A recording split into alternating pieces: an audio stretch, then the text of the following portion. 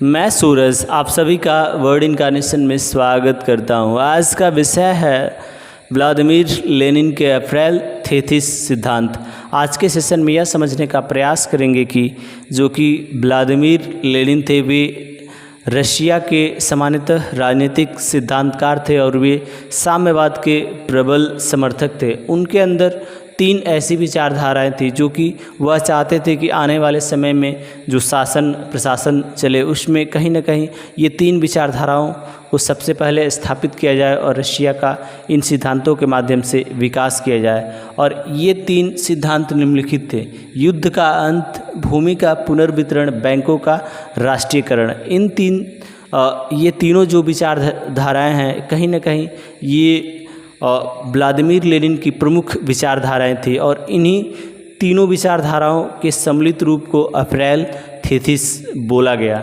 और लेनिन की बात की जाए तो सामान्यतः 1898 ईस्वी में रशिया में Russian social democratic workers party का गठन किया गया और उसके ये नेतृत्वकर्ता थे, यानी कि संस्थापक के तौर पर इन्होंने महत्वपूर्ण भूमिका निभाई थी। इसलिए कहीं ना कहीं रशिया का इतिहास है उसमें व्लादिमीर लेनिन का एक अपना महत्वपूर्ण स्थान है। अब बात करते हैं युद्ध के इनके सिद्धांत।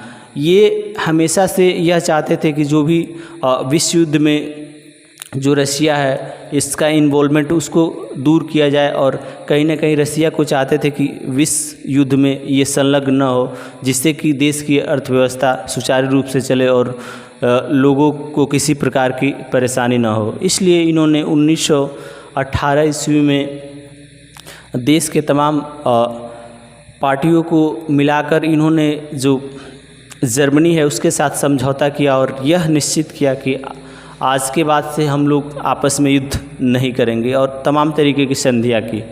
अब बात करते हैं भू वितरण की बात किया तो इनका ऐसा मानना था कि अगर भूमि का वितरण समान तरीके से नहीं किया गया या मज़दूरों या किसानों में नहीं बांटा गया तो जो आर्थिक असमताएं हैं मज़दूरों, किसानों और सामंतवादियों के बीच में ये बढ़ती जाएगी और जिससे देश के ज़्यादातर जो लोग हैं खाए बगैर मरेंगे या तमाम तरीके के कुपोषण का शिकार होंगे या सामाजिक जो भी शोषण होता है उसमें वृद्धि होगी और तमाम तरीके के भ्रष्टाचार बढ़ेंगे। इसलिए इन्होंने भू वितरण या भू पुनर्वितरण का प्रबल समर्थन किया। अब बात करते हैं बैंकों का राष्ट्रीयकरण।